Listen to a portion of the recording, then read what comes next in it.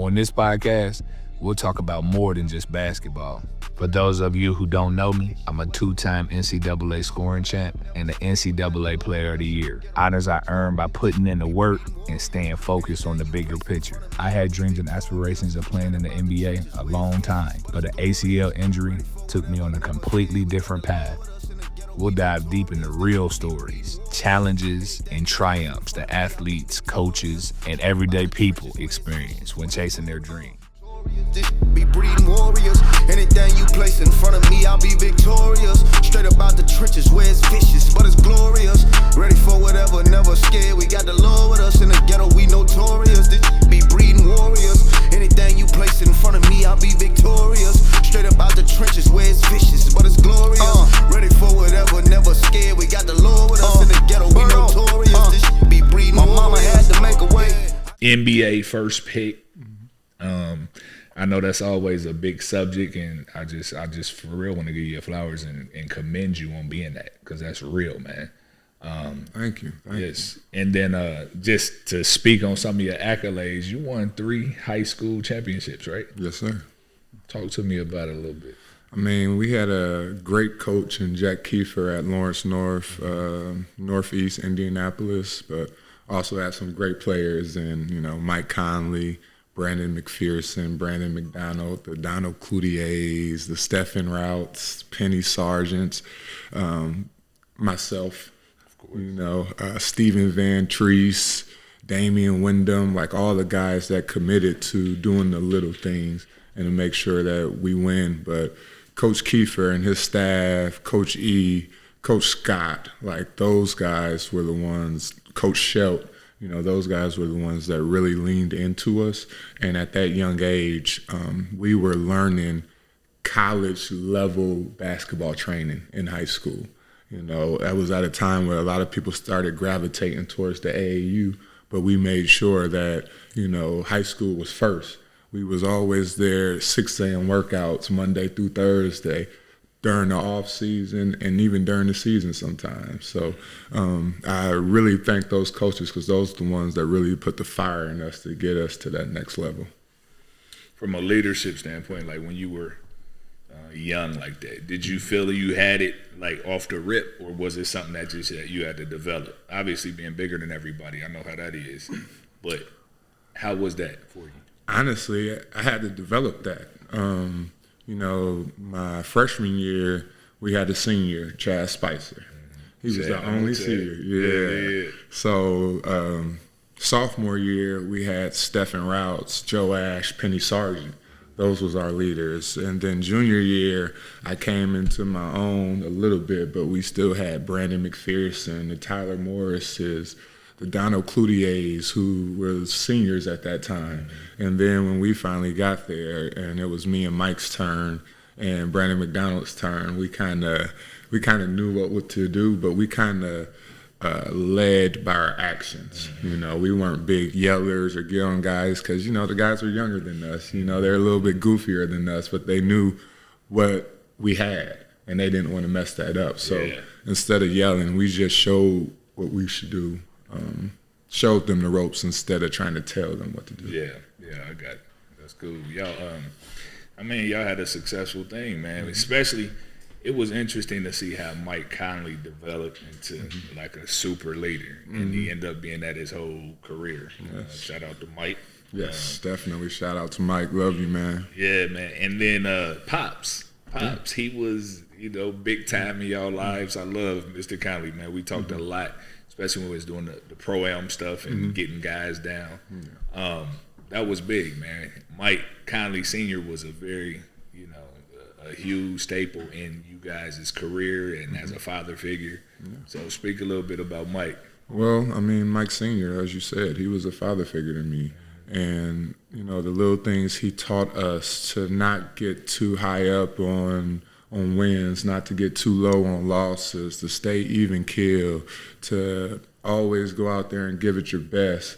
This is coming from a gold medalist. When you walk into their basement, you see a bronze medal, a silver medal, and a gold medal. Like, Olympic medal. So you listen to that guy, you know, somebody that's done it before. And then when you see some of his highlight tapes of him doing a little all-star dunk contest and him jumping from the free throw line with 2 hands, but his momentum still going up when he dunked the ball. It was like, okay, he knows what he's talking about. And he was actually able to get the talent that we had on those AAU teams and got us to work really hard and just appreciated the journey. Yeah. So walk me through the recruiting process. I know everybody was high level, very highly recruited, especially when y'all got old enough to get out. I know that was big time, man. But the recruiting process for all of y'all had to be, I don't know, man, just on another level. How was it for you? Honestly, Mike Sr. kind of made sure it wasn't too crazy. Okay. You know, we played on the Reebok circuit with Speed Cindy Heat. And honestly, I can tell you there's 5 schools that I remember seriously getting recruited by. Really? Yeah, because at the time, my junior year is when the rule got put into place that you couldn't go straight from high school to the NBA. Okay. So a lot of coaches assumed that I was just going to go to the league, and then the rule comes in.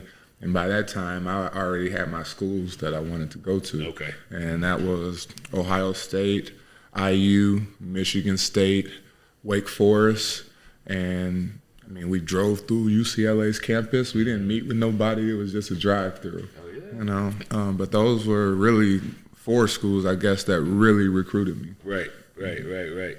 So even with that, like Ohio State was hands down, because you know I'm from Dayton. I'm from Ohio. Okay. Ohio State was hands down your pick?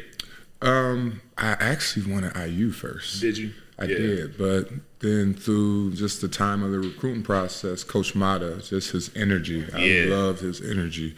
I loved that Columbus was 3 hours away from Indy, so my mom could get to me if she needed to. But I also love the fact that Columbus is kind of a copy of Indianapolis. So it was very similar in that sense. And, you know, the coaching staff over there, Coach Mage, Coach Peters, Coach Gross, and Coach Mata, they were just some of the great people. Coach Brandon, you know, they were just some people that I gravitated to and I really got to learn from and trust in. And, you know, we went to the Texas-Ohio State football game on our recruiting visit, and, you know. It was on. It was it after that. Ohio State football. Yes, sir. 100,000 outside tailgate, another 110,000 in the shoe. So. 100%.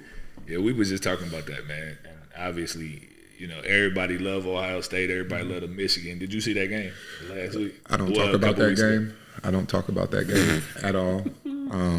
I'm still hurt about that. Yeah. We just got to prove it in the college football playoffs. Right. But, I haven't had an in-depth conversation about that game yet because it hurts me to my soul still a little bit. Man, I seen it, man.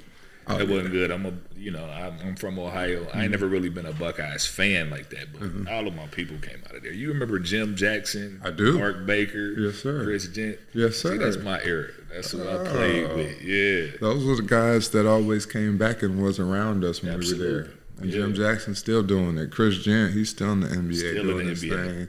Mark Baker, I see him around because Coach Mata, when he was there, he started former player dinner. Okay. And so all of the former managers and former players and former coaches always came back once a year for a dinner before the season started. And so you get to see all those guys and hear all those stories. Like last year, they had a panel with Jim Jackson, Jerry Lucas, Mike Redd, and Jared Sullinger. So, you know, just having all of these Ohio State greats, you know, on one panel, but also being up there with Jerry Lucas was awesome. That's big time. And see, Bake is from, like I said, from Dayton. And he was one of them guys, you know, that I looked up to, really. Yeah, so he was instrumental in my development, a lot of stuff that, I mean, just playing against good competition every day. You know how it go. Yes, sir. So let's move from college to the first round. I mean, first pick in the NBA draft. One of maybe 81. So that's something that nobody can ever take away from me. We got to talk about that, man, because you know what? Don't nobody really look at the big picture in that. So you got to understand me. Me personally, I don't know if you ever really did your research on me. I'm a hooper to the bone. Yeah, you know what I'm saying? So knowing that, I know what it takes to actually get there, the fight, the grit, the long days, the long nights, the tears, the blood, the sweat. So I know what that feel like. So when I see a lot of people, which is a large percentage, that are just outside looking in, I respect greatness, man. You can't get me in a who's the best between Kobe and Mike conversation. Yeah. You can't do it. You know why? Because I respect greatness in both of them. Yes, sir. You know what I mean?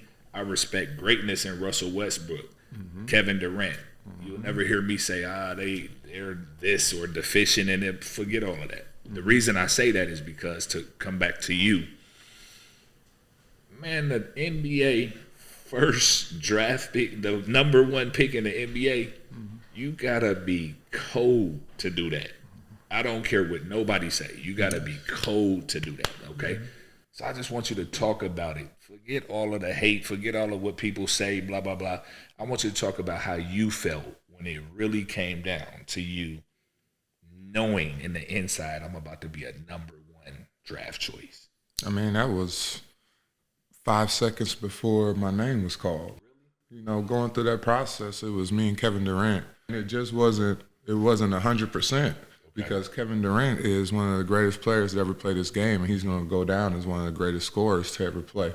And, you know, Portland, they had Brandon Roy and LaMarcus from the year earlier, so they still could use as much because they were still rebuilding. You know, even though Brandon Roy won the Rookie of the Year that year, you know, adding a talent like Kevin Durant could have been amazing. Seattle was going through the change of getting ready to move to OKC. So it was kind of like rebuilding year for them as well. So, you know, we got that call, and Mike Sr. told me. I got a smile, I got nervous, started sweating.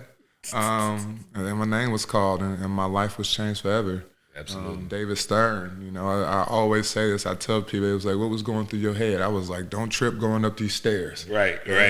So many people say that too, though. Yeah, because it was just nervous. But, you know, that's really when you realize you are a pro, because I was the first one to get my name called, but I was also the last one to leave that building out of all the players that got drafted that night, doing interviews.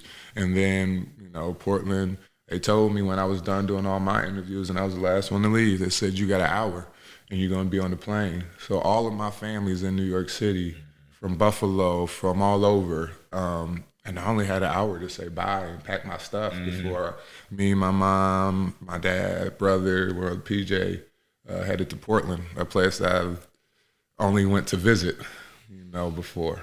Man, I'm just thinking about that as you saying that, because again, a lot of people don't understand what the sacrifice is and how that, you know, that's huge. Yeah, you're a pro now. Like, this team invested in you by choosing you number 1. So now you're on their time, and it's time to get to work. Absolutely, 100%. Well, you know what? Like I said, that's why I wanted to bring it up, because I commend you for being in that mental space. Young guy, being ready for the number 1 pick. That's huge, man. I mean, 19 years old. I'm not going to say I was mature enough to handle it, but I had some people around me that helped me along the way, and definitely in the Portland Trailblazers organization. Those were some great people that really kind of led me, and I'm just so thankful to them. Paul Allen, Kevin Pritchard, Chad Buchanan, the guys that drafted me, Coach Nate McMillan, and yes, sir. Those are my guys, man. Hey, man, he's the man. I actually got a chance to run into him not too long ago in L.A., and I just told him thank you. Like, I really do appreciate it. I know it might not seem that because I didn't get a chance to do much, but I'm so thankful for that opportunity that he gave me. Yeah, for sure. We share a similar story when it comes to just injury derailing your career.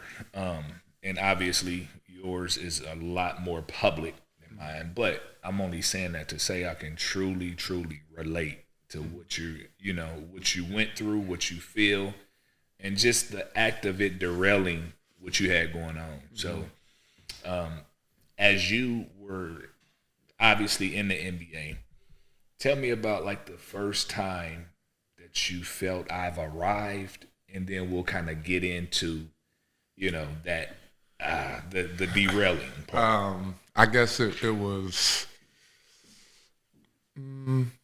It wasn't summer league. I tell you that. I had terrible summer league. Most rookies do. Most rookies do, really. But go ahead. But I think after summer league, after I got my tonsils out, I started working back out with the team. The guys that came earlier, the guys that were living there, the Channing Frys of the world, and some other bigs that they brought in. And that's when I realized, like, oh, I can dominate these dudes. Like, I can do it. But then, before you say the rest, I have to say this.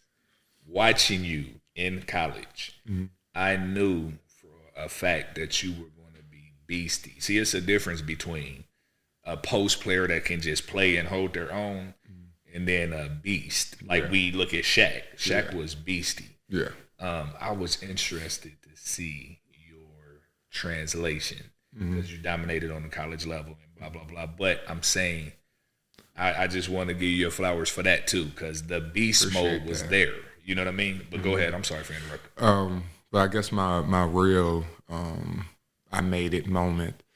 So my first game, my second year, we're playing against the Lakers. I played like 8 minutes or something like that. Rolled my ankle against Kobe in LA. Out for 8 games.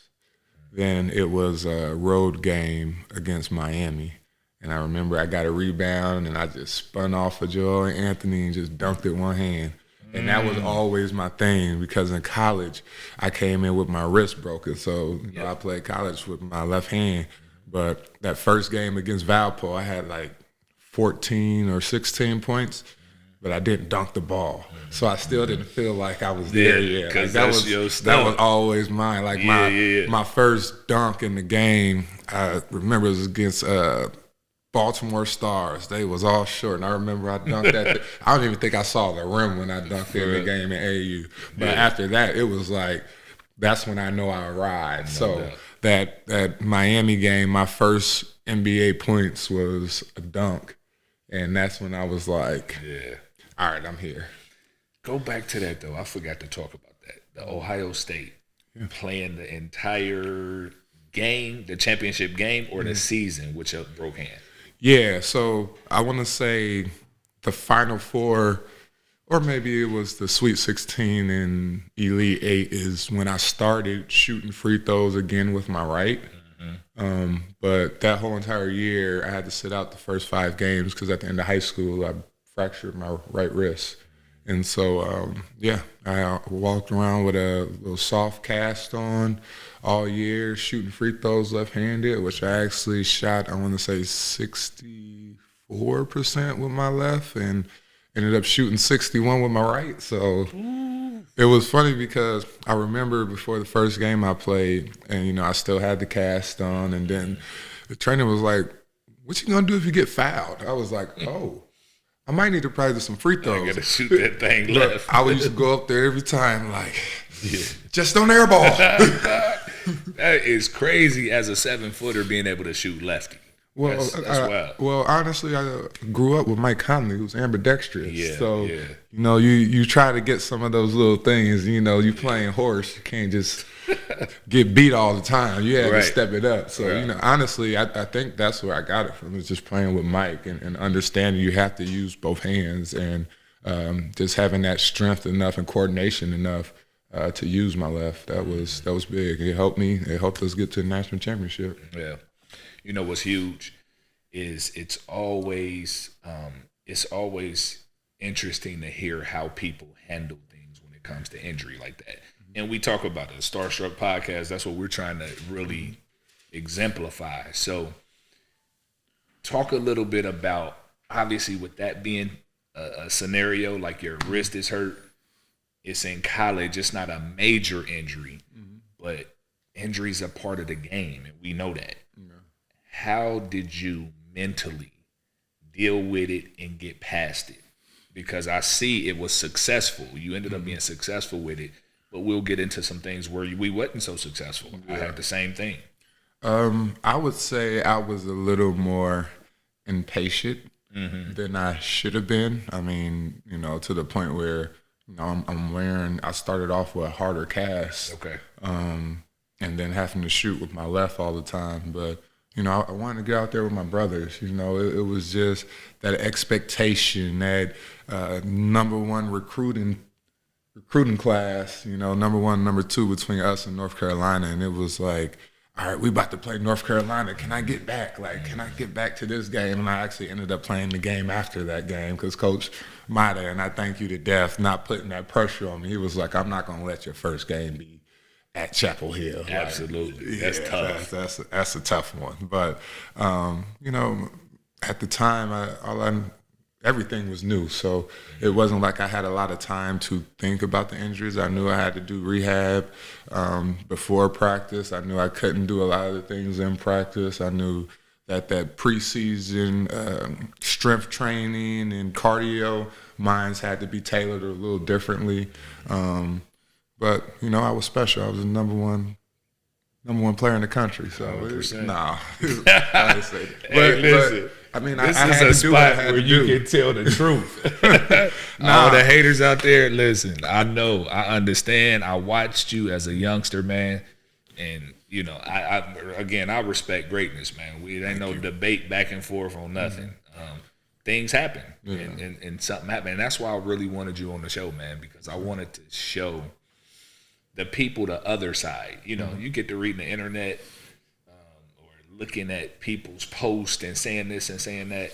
Well, see, when you're an integral part of the game and you've been in the inside like myself, you know the real, So this is what I want to do. I want to bring light to that type, that type of situation so people can understand. All right, you hear bus, but you don't hear nothing about what really took place. It wasn't a performance thing as far as being a bust. It was injury prone. I physically couldn't go out there and do what I wanted to do. Absolutely. So let's get into that. So you in the NBA, you're doing your thing. You had your very moment where you're up here. And that was just after Summer League. Summer League. I remember one day I went bowling, and I went to go put on my pants, and my pants was like super tight. And that next morning, like my knee was just blown up. And so this is before preseason starts. And, I go see the doctors, go get the MRI, got missing cartilage. So I don't really know what that entails at the time. I'm thinking, we're going to go in and just clean up some stuff and see if there's, if it's a possible, can he still play this year? Can he get through it? And I guess it must have been so bad that they went ahead and did the microfracture. And, that was a possibility, but that's not what I was thinking. I was thinking that, I'm going to play. They just going to clean it up and I'm going to be good. But when I woke up, it was like, you're out for a year. And, being the number one draft pick and all these expectations, especially in a city like Portland where their fans love basketball, I kind of felt like I let everybody down in that aspect just because I wasn't able to physically go out there and perform. It was tough at first, especially the microfracture surgery. You're sitting in that machine for at least 8 hours a day because you have to move your leg to generate blood flow to create the cartilage, but you can't put pressure on your knee. You can't walk on it. So you're literally when I first got there, I literally put a bed in my living room because I couldn't walk up the stairs. So, and I was just be in the living room for 8 hours a day in that machine. It just bends your knee for you. It is very uncomfortable to sleep in, but you had to do it. That's all I knew. That's what the doctors told me to do. So I tried to listen. Yeah. At that time, I'm drafted by these guys. These people are paying me. I'm their investment. So I wanted to do everything I needed to do to get back.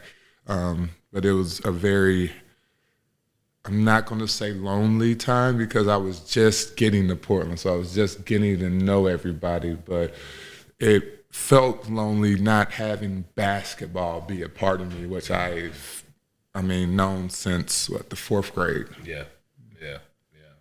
Like an isolation period. Yeah, for sure. Did you ever get the full understanding of what a microfracture surgery is? Well, after the 4th one, yeah.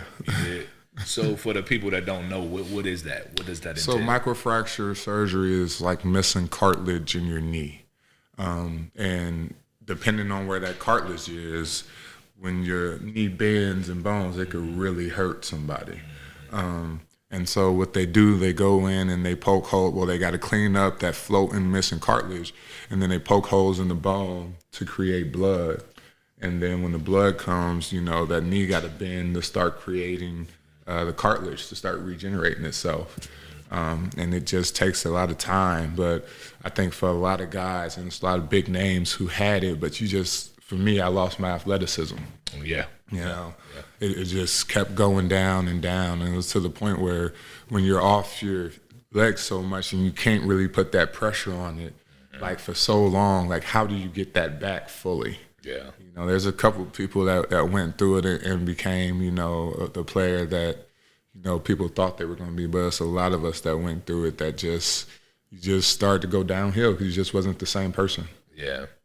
I watched a special on Penny Hardaway. He talked about how it was hard to get back. Yeah. Athleticism and, kind of ended his career as people knew he would be, and, it just ended what he was trying to represent, But, so with the microfracture, okay, this is the beginning of your NBA career, correct? Okay, so after the microfracture, or you're back, did you get back? I know you said you didn't get back fully. What started the downward spiral to every injury that you were involved in after that? So after the first one, I sat out that first year. Okay. At that time, it was we needed people to guard the shacks and the Yao Ming. So, I ended up putting on weight. I ended up getting 315 all muscle, like less than 10% body fat at 315. And then, trying to hold that with that microfracture. Yeah. I think that was a lot for me, and I really didn't feel comfortable at that type of weight. So my weight fluctuated for a while, and, that was a big struggle for me too. But then I played, a full year, my second year, and then I played 20 games my third year. And I want to say that 20th game, just the power I had and the way I jumped to block the shot, when I jumped, my kneecap literally broke in half to the point where it was whole kneecap down here. I read about that. And I guess the doctors told me, like, the way my foot was turned and the power just going through my legs, like, literally was over, like, 1,000 pounds of power, and it just ripped my knee apart. And that was really the downfall, because for me, rehabbing back from that, there was a wire holding my kneecap together. And so trying to come back from that surgery, the wire would irritate everything around in my knee. And so tried to get that wire off, and I'm close to coming back. And I remember I was just playing around, shooting in the practice gym. I just did a little spin move, nothing crazy, legs straight. It wasn't even fast. And you just hear, repop that. So now I'm out that year with that. Yeah. And while I'm recovering from that, microfracture on the other knee. Then while recovering from that one, microfracture again on that same knee. And now another 8 months. Third microfracture in a row. So you think about it, that's 4.5 surgeries if you're counting the re-tear to my kneecap, back to back to back, after only playing a year and a half, not even a full year and a half. Yeah. And see, this is why a star is struck, in my opinion. You know what I mean? Like, a lot of people, again, I'm going to say it because it's real, people don't understand why this particular situation happened. If you're capable of just saying, hey, he was a bust, no, that's not real. That's not real. So bringing light to that situation was huge for me, you know, because I know it's people out there that are experiencing injury that derails their careers. And I want to make sure that they understand some of the necessary steps that you have to take to climb back. Yes, sir. You know, to climb back physically, mentally. It may be to participate in your sport again, but then, man, it may be just to live life. Yeah. You know what I mean? Like, what do I do next? Life after basketball. And I'm a big component of that because I've experienced it at that level. Well, I mean, in my journey, I just, number one thing is listen to the doctors. Did everything they told me to do, listen to the trainers, tried to do everything I can, tried to stay in shape, eat right, as much as I possibly could in the weight room. But the tough part is with that amount of time with my injuries, I felt like I let more than the city down.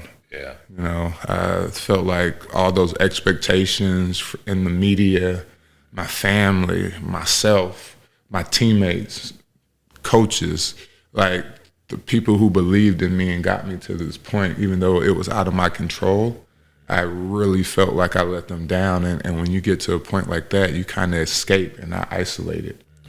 I isolated and I tried to numb myself a lot, which also didn't happen. So the alcohol at the time wasn't helping my rehab process. And that's another thing that people don't think about going through that. You know, you can do everything you're supposed to, but that alcohol is not going to be good on helping recover. Absolutely. You know, it's numbing. It's numbing your body. It's numbing your brain, your thoughts. It might be fun in the moment, but it's tomorrow's still going to be there. You know, all the pills, you know, taken to just cover up the pain. You know, that stuff was kind of got you in a depressing mood. And you don't think about it in time. Like, all I was thinking about was actually just trying to not be in pain and get some sleep, you know. And while I was doing all that, I was doing that and staying up all night only to get 3 hours of sleep each night because of the pressure that I held on myself. Absolutely. And the numbing, you know. But the isolation, not being around the team with all those injuries, living in Vail, Colorado, actually getting my other microfractures at the Stedman Clinic. Dr. Stedman is the one that created microfracture.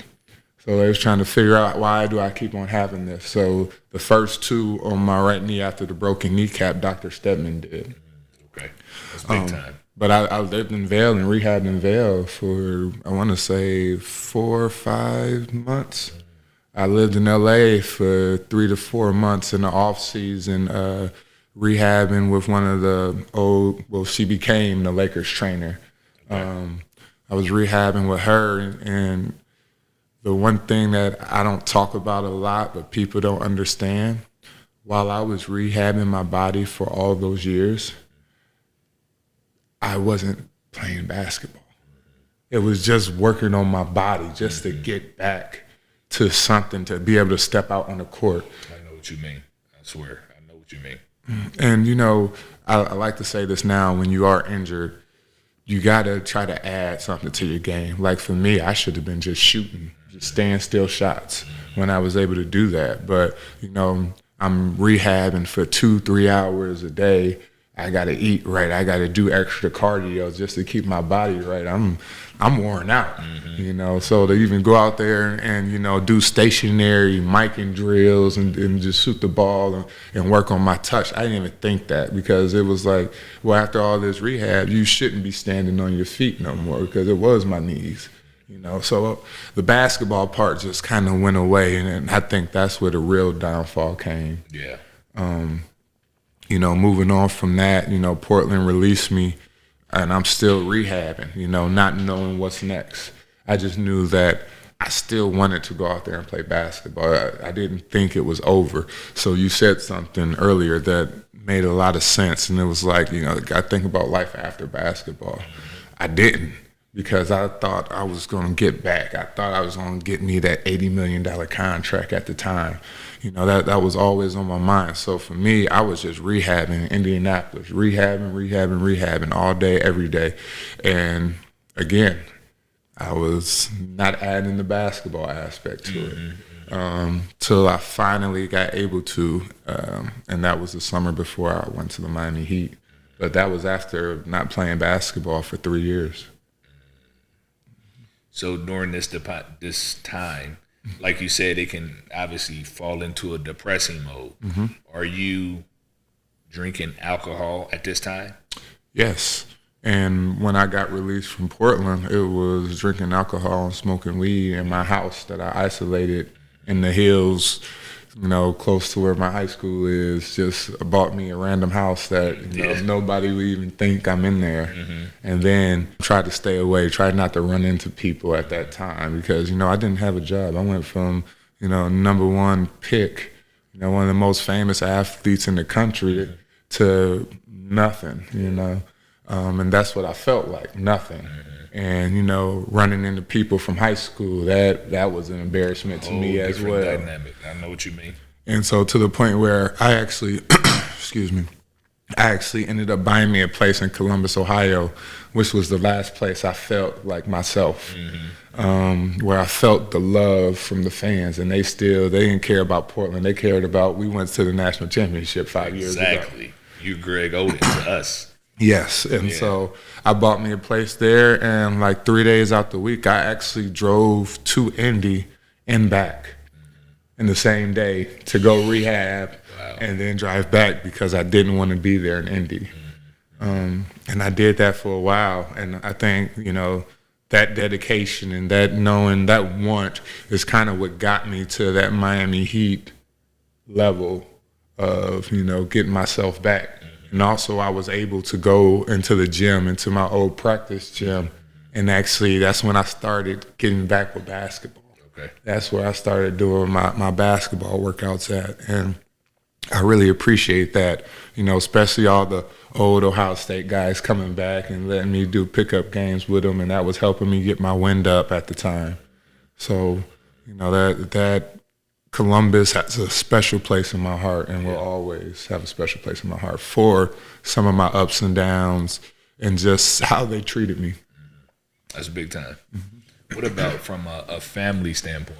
Like, did you have any individuals in your family that really helped you, you know, through that time? Because that's tough. You need people that are close to you as well that's going to try to give you some type of support. My grandmother and my mother, we ended up moving. When I bought my place in Columbus, I had a house that was just sitting there that was 8 minutes away from my mother's house. So I moved my grandmother from Buffalo, New York, and let her live there with my step-grandfather. And that was my sanctuary at that time. That was my home girl. I love her and miss her to death still to this day. Like she was the rock of our family. And then able to have my mom right there as well, who always supported me no matter what was going on. Those two were the ones that meant the world to me and kind of kept me going. But my grandmother, that was because she didn't care about any of that. Right. She just wanted to make sure I was eating right. Absolutely. That's how they are. And we would just sit in the kitchen and just talk. Just rap, yeah. Watch TV. That was my girl.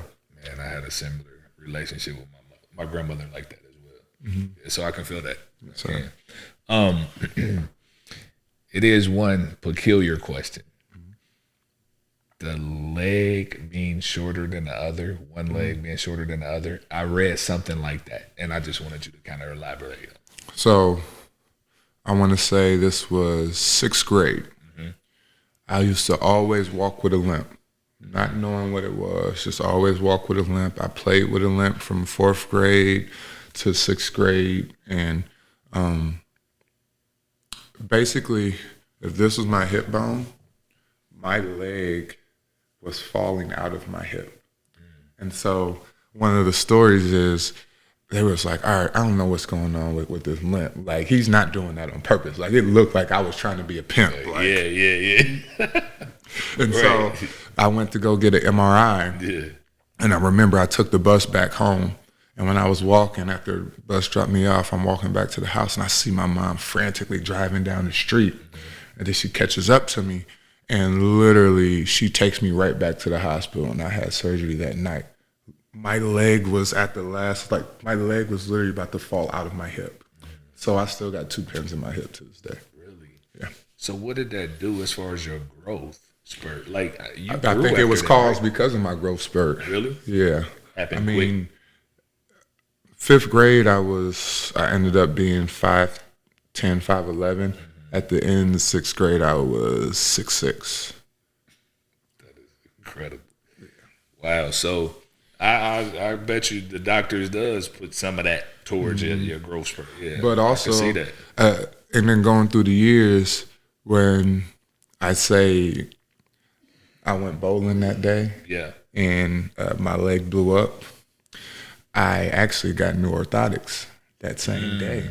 And it fixed my leg lift differential, which was substantial. But like if I was to get stretched, like my legs could even back out. You know, it just kind of got stuck up there. But me not having that, my body was so used to that from 4th grade on when I started playing basketball. That's just kind of what made me. Yeah, you know. Sure. And I think when I got to the league and we fixed that all in just one day, that's literally how my body reacted, and that's when I got my first microfracture. I see. Let me ask you this. So from a financial standpoint, I'm just going to talk about me for a second. So when I came out of school and it was time for me to kind of make a pro debut and try to make the pros, and obviously with us coming up, we look forward to taking care of our families, man. You know, that's just the real. We want to make a whole lot of money and buy everybody cars and houses and all of that. So everybody had the same dream. I just want to know about your dream when it came to that, because I know being the number 1 pick was another level of dreaming. I know that. So when that wasn't the case and you were put in that predicament, you were not able to do financially what you wanted to do for a long period of time. I'm sure when early on it was good, but as that kind of fades in your life, like how did you handle that? Well, going through my ups and downs, and it's funny you asked that because of those ups and downs and that question, I actually teach financial literacy now for a company called Educore. And learning at the time, you know, you get your mom the big house and the car. You know, I give my dad a good amount of money. I made sure my brother is getting money every month. Made sure my grandma's getting paid every month. My uncle's living with me. He's getting paid every month. My friend's living with me. He's getting paid every month. My cousin moved in with me. He's getting paid every month. And then I started a family fund, you know, that my mom was in charge of, that if anybody in the family needed something, they can get that out. But it's only a certain amount being put in every month, and when it's gone, you're going to have to wait till it gets replenished. So it was set up from the start in a good way. But one thing I wish I would have did, I wish I would have required my brother to graduate college before I gave him more money. He was younger. He was younger. Yeah. I wish I would have had my cousin actually be my chef. You know, he went to culinary school, but he would just make breakfast for the house. I'm like, I wish I would have had him do more. Like my friend living with me, I wish I would have made him my personal driver. I'm already giving him money.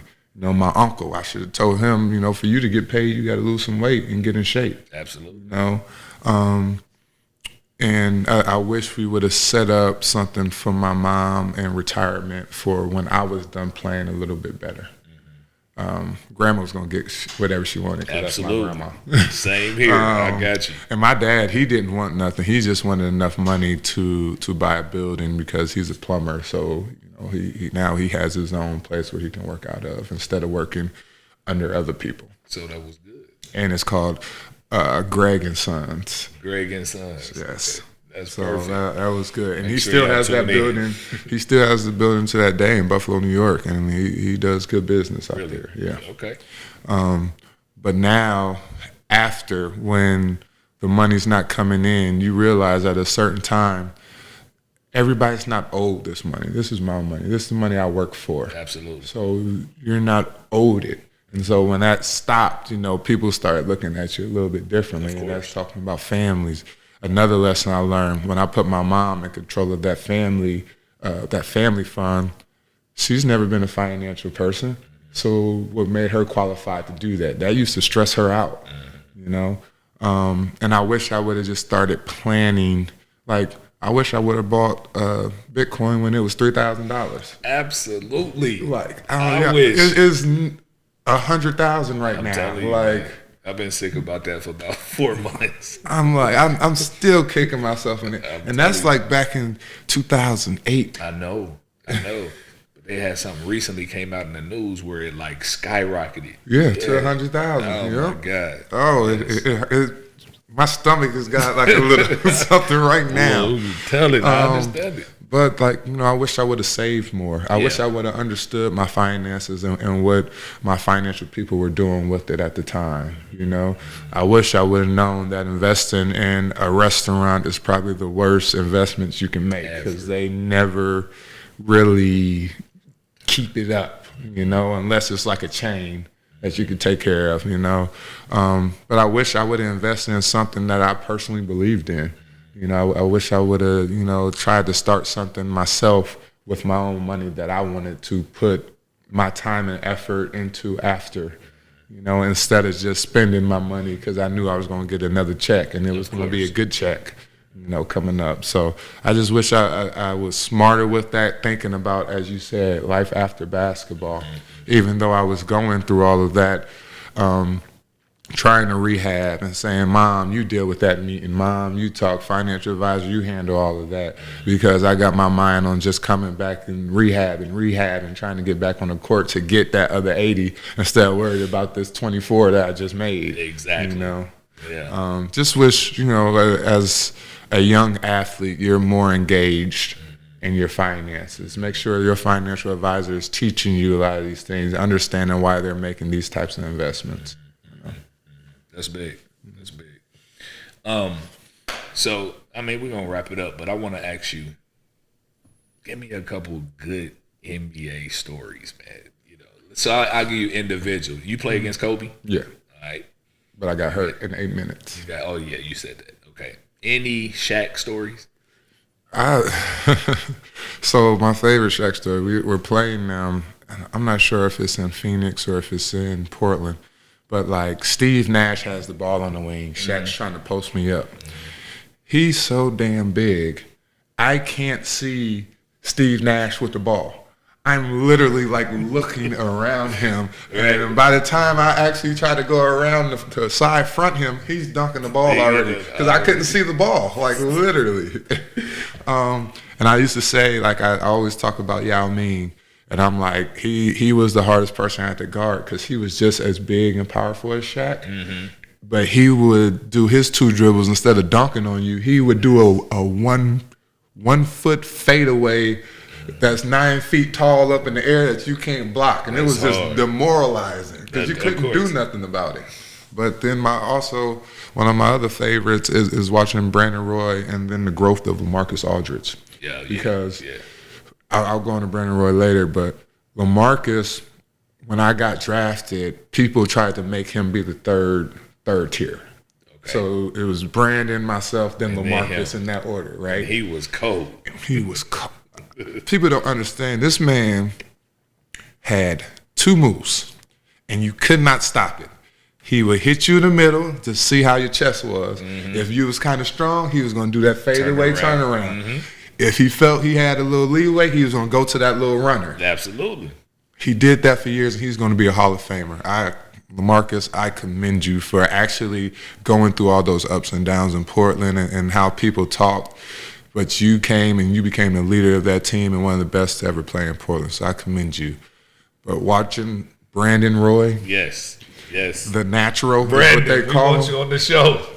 Hey, he was a beast, and it was just so easy to him to like watch his game winners. Yeah. To watch some of the like crazy dunks he used to do, not knowing like Like you never really see him jump out the gym, but he could do every dunk possible. Absolutely. Like he just had great timing.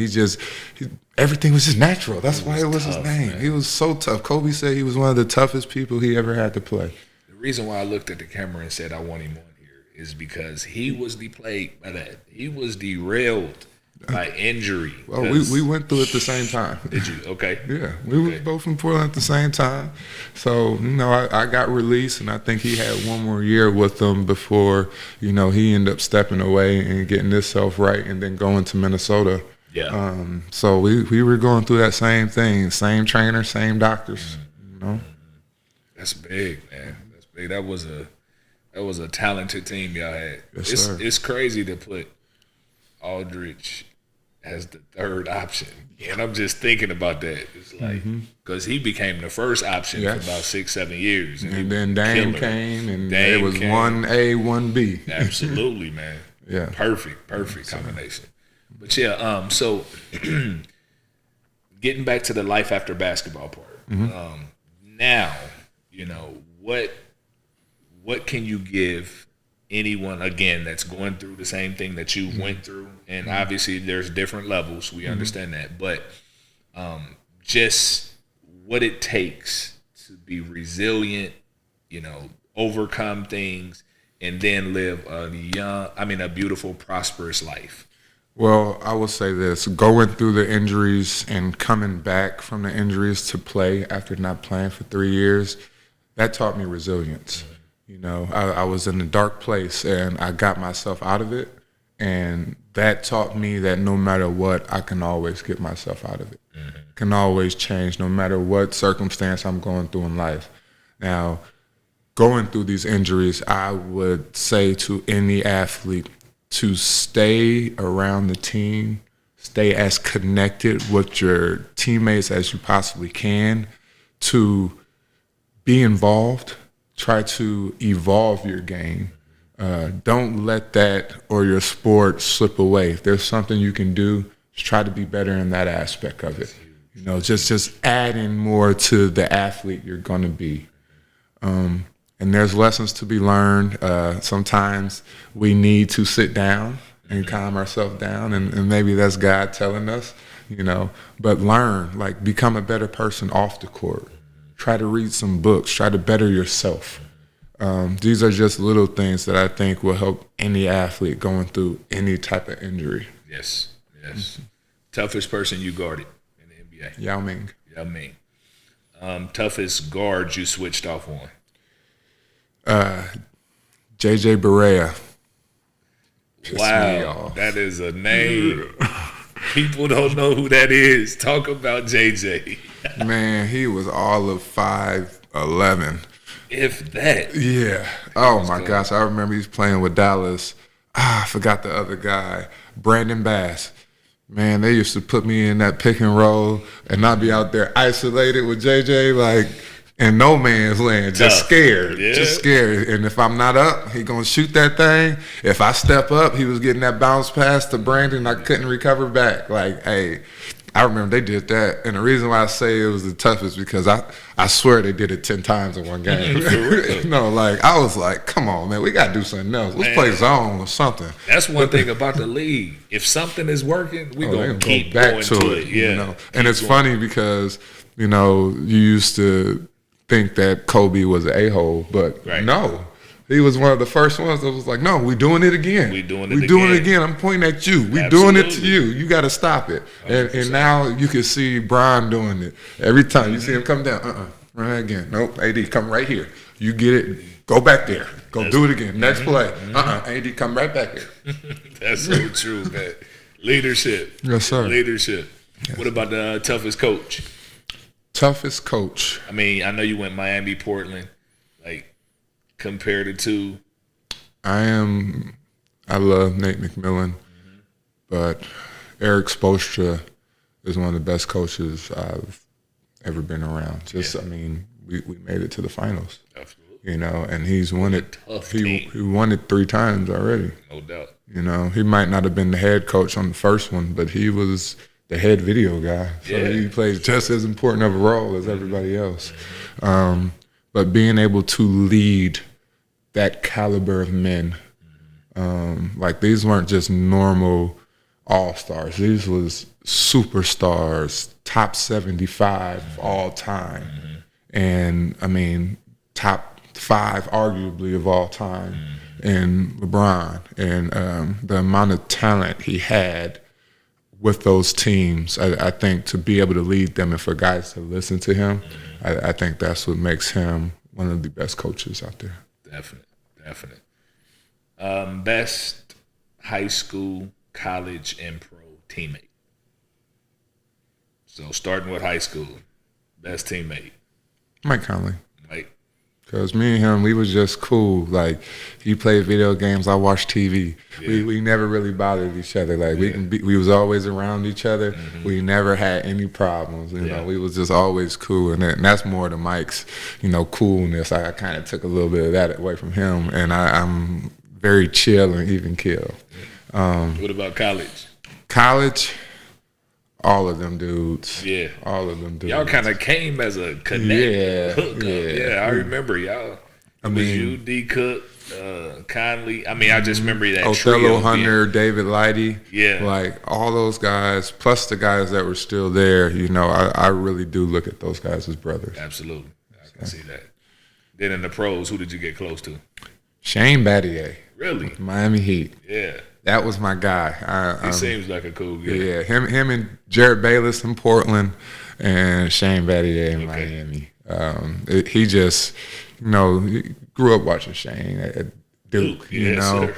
And, he was always one of the guys that did the little things, who guarded the best player, who never complained about anything in life. He was just always so happy. He just looked like just a very smart, happy person. And I love that to death. I love that energy that he always brings off. So, and then Jared Bayless was my young boy in Portland. And, and that was my homie right there. Where did he go to college?